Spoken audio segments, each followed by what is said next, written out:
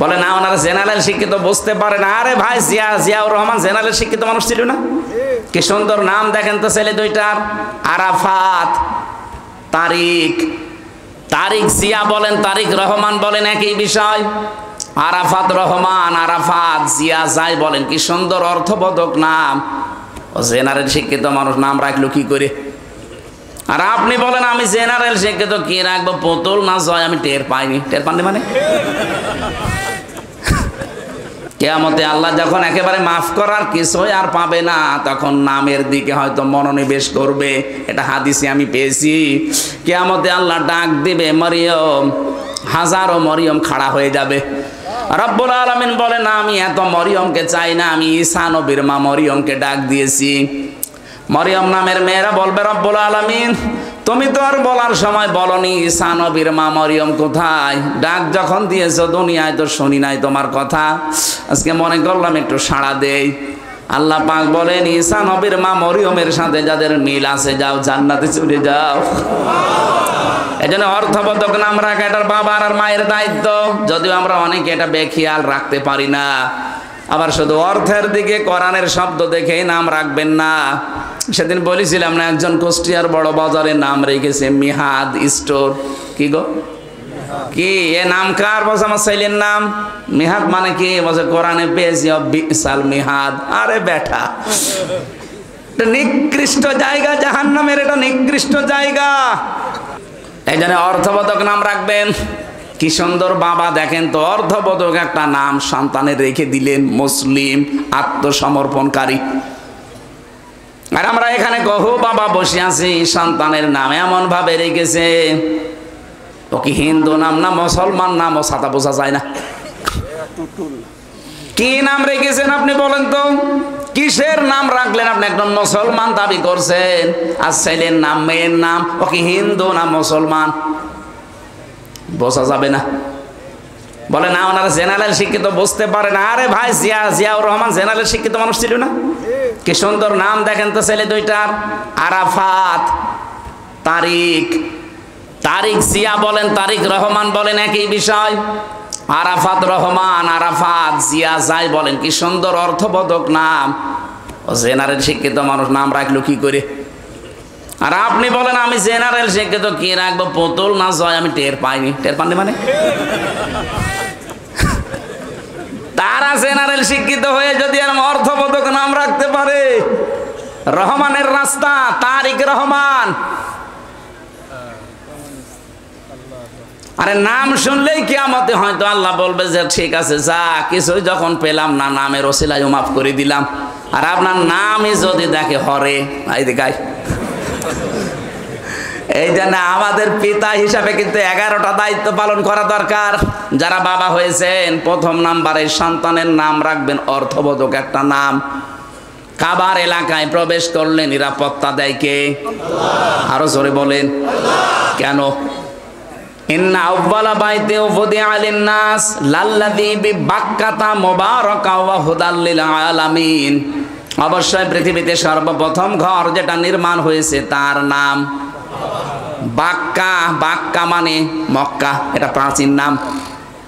এই মক্কাতে যেটা আছে, এখানে দুইটা জিনিস আমি দিয়েছি, মুবারাকান, বরকতময় করে দিয়েছি, অহুদান, পথ নির্দেশ এখানে আছে। একটা কালো গ্লাভ দিয়ে ঢেকে রাখা ঘর, কি বরকত সেখানে, কি রাস্তা তৈরি করা আছে এর ভেতরে। তাফসিরে আমি প্রায় 19টা পয়েন্ট পেয়েছি এই বারাক, মুবারাকান আর হুদান, এই দুইটা শব্দের ভেতরে। এত বরকত আল্লাহ দিয়েছেন আমাদের জাতির পিতা হযরত ইব্রাহিম আলাইহিস সালাম। ওই যে ছোটবেলায় যখন তার সন্তানকে কাবার পাশে রেখে গিয়েছিলেন, ওই সময় তিনি দোয়া করেছিলেন, মাবুদ আমার এই সন্তান আদি এখানে রেখে গেলাম, এদেরকে তুমি গোশত এবং দুধ, কি বললেন? গোশত এবং দুধ, এই দুইটার বরকত ঢেলে দিও। ওই দিন জাতির পিতার দোয়া কিয়ামত পর্যন্ত চলতেই থাকবে, এখনো আছে। ওরা কাবার এলাকা, মক্কাতে আপনি দেখবেন কোনো ফসল হয় না, কিন্তু গোশত আর দুধের কোনো অভাব নেই। উটের গোশত বলেন, ছাগলের গোশত বলেন, দুম্বার গোশত বলেন, ভেড়ার গোশত বলেন, আর দুধ যাদের নাম বললাম এদেরও দুধ হয়। উটের দুধ, ছাগলের দুধ, গরুর দুধ, মহিষের দুধ যাই বলেন। অথচ কোনো খাবার এখানে তৈরি হয় না, দুধ আর গোশতের কোনো অভাব এখনো নেই, কিয়ামত পর্যন্ত হবে না। এটা জাতির পিতা ইব্রাহিমের দোয়ার ফসল। কি বাবা পেয়েছিলাম, এক দোয়ায় চলছে। আর আমরাও এমন বাবা পাই, কি দোয়া করে খালি হোকা খাই। আপনি দেখেন না কি জোরে হোকা খাচ্ছে। এই শব্দটা নিয়ে আজ যারা ভেজাল বাঁধিয়েছেন তারা নিরসন করবেন। আমেরিকার স্টাইলে অনেকে আজ জাতির পিতা 8-10 জন 15-20 জন বানাতে চাচ্ছেন না। দুইটার একটা আমার মানি না, কারণ এটা ফায়সাল্লাকৃত বিষয়। জাতির পিতা একজন, তার নাম ইব্রাহিম, এটা আল্লাহ বানিয়ে দিয়েছেন। মিল্লাতা আবিকুম ইব্রাহিম হুয়া সাম্মাকুমুল মুসলিমিন। তোমাদের জাতির পিতা ইব্রাহিম, কারণ তিনি তোমাদের নাম মুসলমান রেখেছেন। এখানে হুয়ার ফাইল হয় আল্লাহ না ইব্রাহিম। কি হুজুর, ফাইল আমি দুইটা পেয়েছি, হয় আল্লাহ আমাদের নাম মুসলিম রেখেছেন, অথবা আমাদের পিতা যিনি জাতির পিতা ইব্রাহিম নবী, এই নামটা আমাদেরকে দিয়েছেন। আমি যেটা বলছিলাম, আমাদের জাতির পিতা একটা দোয়া করেছিলেন, আল্লাহ এই নিরাপত্তার শহরে তুমি গোশত এবং দুধের কোনো অভাব কিয়ামত পর্যন্ত দিও না, আল্লাহ দেবেও না। এই জায়গাটা যে এমন নিরাপদ, অথচ এর এরিয়ার বাইরে আপনি যাবেন, সেখানে ডাকাতি আছে, সেখানে ছিনতাই আছে, চুরি আছে, কিন্তু কাবার চত্বরের ভেতরে কোনো ছিনতাই নেই, নিরাপদ। বাবার হত্যাকারীকে দেখার পরও মানুষ ছেড়ে দিতে বলে না, এই জায়গায় কিছু করা যাবে না। আল্লাহ বলেন আমান দাখালাহু কানা আমিনা, তোরা জায়গাটা আমি নিরাপত্তা চাদর দিয়ে ঢেকে রাখলাম। বাংলাদেশ তো আর কাবা শরীফ না, কি এটা কি কাবা শরীফ? তাহলে এই জায়গায় যদি নিরাপদের শহর বানাতে হয়, এটা তো 6010 কিলোমিটার দূরে বাংলাদেশটা, সেই সৌদি আরব থেকে 6000 কিলোমিটারের উপরে। তাহলে এই জায়গাটা, এই 56,000 বর্গ মাইলের দেশটা যদি আন্তর্জাতিক বিভিন্ন যে চক্রান্ত চলছে, ষড়যন্ত্র চলছে, বিশেষ করে আমাদের প্রতিবেশীদের, এদের এই চক্রান্ত থেকে বাঁচাতে শান্তি, স্বস্তি, নিরাপত্তা দিয়ে যদি ঢেকে রাখতে হয়, কাবা শরীফের এরিয়ার মতো অবশ্যই কোনো কাজ আছে। কি সূরা আনামের 82 নম্বর আয়াতে আল্লাহ এই কাজটা দিয়েছেন, আল্লাযীনা আমানু ওয়া লাম ইয়ালবিসু ঈমানাহুম বিযুলমিন উলাইকা লাহুমুল আমন ইলা আখিরি আয়া। আল্লাহ পাক বলেন যারা ঈমান আনবে জনপদের, আর ঈমানের সাথে জুলুমকে মিশ্রণ করবে না। এখানে জুলুম মানে শিরিক। জুলুম মানে কি বলেন বলেন? যারা ঈমানের সাথে শিরিককে মেশাবে না, উলাইকা লাহুমুল আমন, এরাই আমানতে, আমানার হকদার।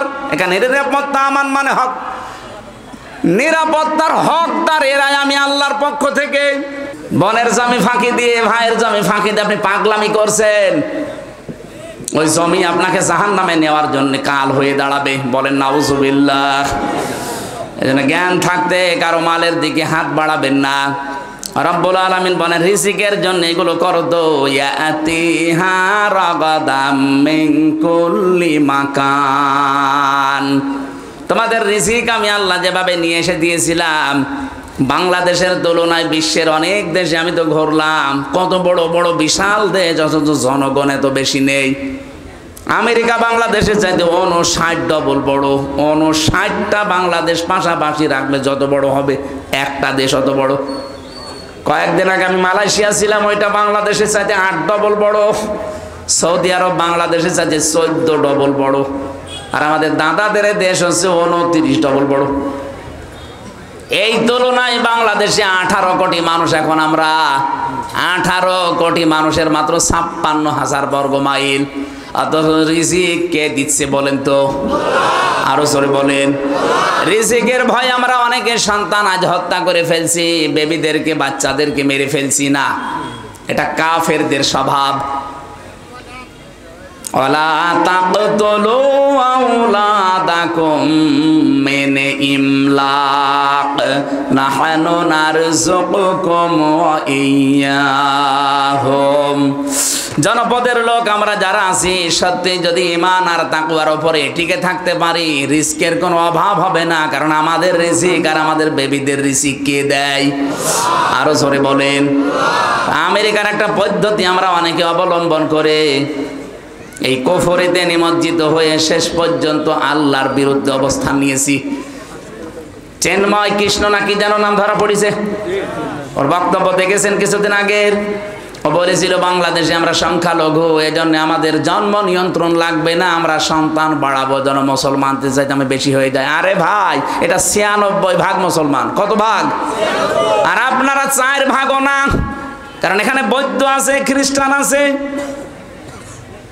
ইহুদি আছে এবং আপনারা আছেন, সব মিলে খুব বেশি হলেও দেখবেন 2.5 ভাগ, আর আমরা 96 ভাগ। আমাদের সমানে আসতে কমপক্ষে কিয়ামত হয়ে যাবে। কয়টা জন্মাবেন? আমরা কি বসে আছি? এই জন্য আল্লাহর উপরে যাদের বিশ্বাস, রিজিক আসবেই। আল্লাহর এই অবাধ্য কাজটা আমরা যেন না করি, বেবিদেরকে, বাচ্চাদেরকে, বাবুদেরকে যেন আমরা ধ্বংস করি না ফেলি। আল্লাহ পাক বলেন, এই মানুষগুলো যখন আল্লাহর এই নিয়ামত, শান্ত, শিষ্ট, নির্মল এই শহরে বসবাস করার পরেও যে মানুষগুলো জুলুমের পথ বেছে নিয়েছিল, ওই জামানায় আল্লাহর বিধানে হাত দিয়ে সীমা লঙ্ঘন করেছিল, বিশেষ করে ওই জামানায় নবীদের উপরে তারা অত্যাচার চালিয়েছে। আমার নবী মুহাম্মদ রাসূলুল্লাহকে পর্যন্ত দেশে থাকতে দেয়নি, তাকে পর্যন্ত তাড়িয়ে দিয়েছিল।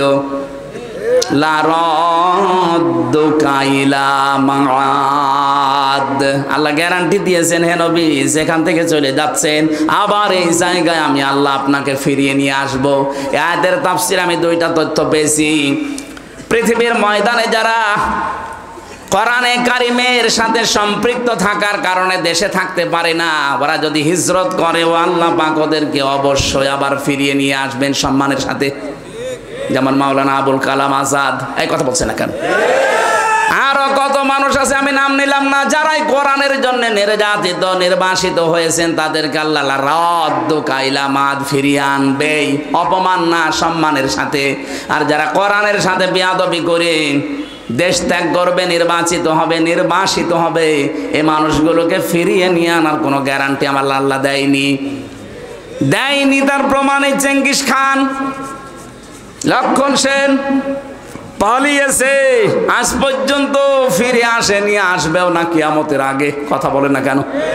কোরআনের বিরুদ্ধে অবস্থান নিয়ে যারা নির্বাসিত হবে, এদেরকে আল্লাহ ফিরিয়ে নিয়ে আনার গ্যারান্টি দেয়নি। এখানে 15.5 বছরে আমরা অনেকেই নির্বাসিত ছিলাম বিভিন্ন কায়দায়, কিন্তু আল্লাহ আমাদেরকে বাঁচিয়েছেন। ওয়াজাইনাল্লাযীনা আমানু ওয়া কানু ইয়াত্তাকুন।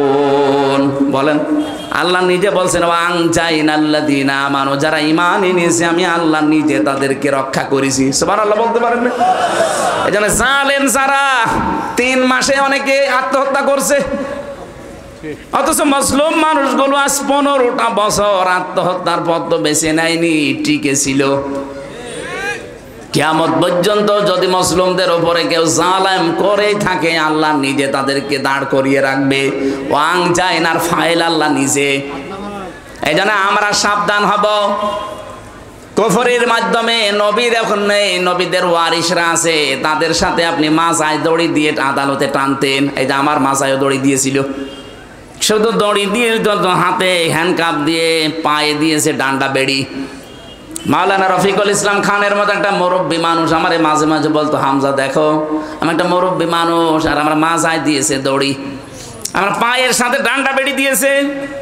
তাও 1 পায়ে দিলে হয়, 2 পায়ে ডান্ডা বেড়ি দিয়ে আবার মাজায় দড়ি, হাতে হ্যান্ডকাপ দিয়ে টেনে নিয়ে যাচ্ছে, মানুষের গরু নিয়ে যাচ্ছে। উনি একটা আলেম মানুষ না? এক কথা বলছে না কেন? ওনার নামের আগে দেখবেন মাওলানা আছেন, কামেল পাশ, মাওলানা রফিকুল ইসলাম খান। আপনি আমার মতো ছোটখাটো হুজুরকে দিলেন, সে তো হুজুরদের ওস্তাজ।